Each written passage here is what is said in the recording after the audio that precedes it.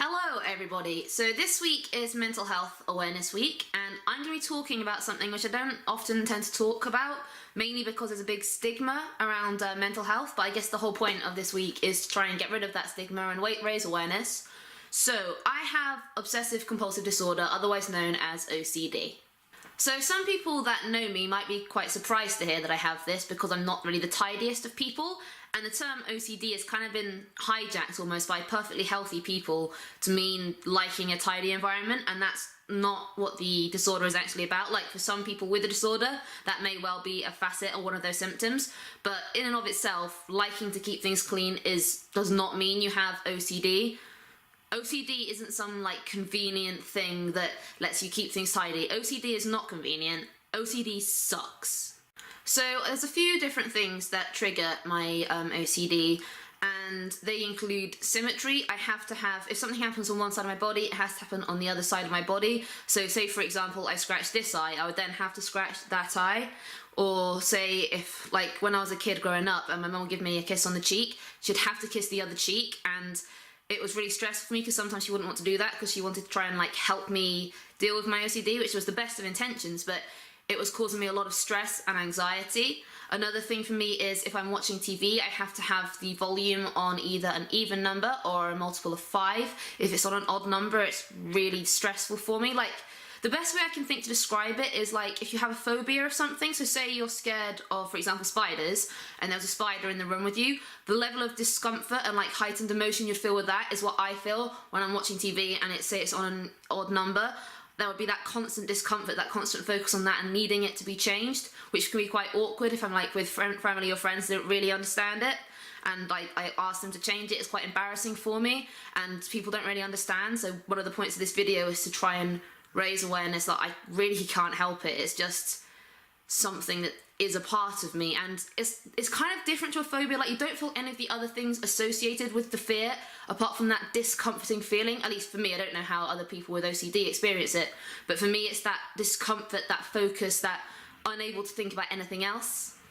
Another part of my OCD, and the part that I really try to hide from people because I'm very embarrassed of it, is I have facial tics that I just feel a compulsive need to do. So I might need to roll my eyes or stretch my jaw, and it's very embarrassing for me to do because I know it makes me look weird and like a freak, so I often like try and find ways to cover it. Like, I'll pretend to scratch my nose and I'll secretly be scratching my jaw, or I'll scratch my eyes while I can roll my eyes so that I can cover up what I'm doing, because I don't want to be seen to be doing it, because it makes me feel like I'm a freak of some sort, and I really hate feeling like that because it's something I can't help. It's an obsessive need to do it. It's like an itch that if you leave it, the longer you leave it unscratched, the worse and worse it gets, the more you need to do it. But the problem with this, unlike an itch, it doesn't go away. In a few minutes I'll have to do it again, and in high stress environments it happens even more to me. I need the need to do it even more, and it can be really hard to balance that while trying to appear normal and stuff. It's very difficult to try and hide, and yeah, it's something that I feel the need to hide because OCD is very like misunderstood. People think of OCD as being tidy, they don't realise the other things associated with it. So yeah, that sucks too. Another thing about OCD that's interesting compared to other disorders is the fact that everyone with it will experience it differently. The things that trigger one person can be completely different to another person and everything. Like with most disorders, there's a few things that will bind them together, whereas with this, it could be very different from person to person. Like, for some people it could be that cleaning thing and like other things associated with that, whereas for me it's to do with the symmetry and the numbers and the tics and things like that. And I'm lucky, as I've got older, it's got a lot less bad. Like, when I was a teenager is when it really started for me, and it was really, really overpowering, and it was like very hard for me to like function normally without having to constantly focus on that.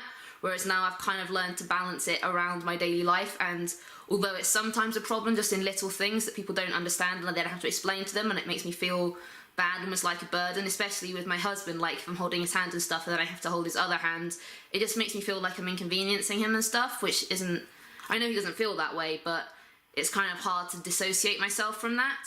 So yeah, the whole point of this video, I guess, is to raise awareness to people that however normal someone may look, they may have something completely different going on in their head, and you shouldn't judge them, and you should just try and accept people for who they are. And if something seems weird, don't make them feel bad for it. And hopefully, like, I'm not saying people do make me feel bad for it, but I know that society as a whole isn't still very accepting of mental health, and hopefully as time goes on things will improve, mental health will be understood better, and things will get better for anyone with any disorder.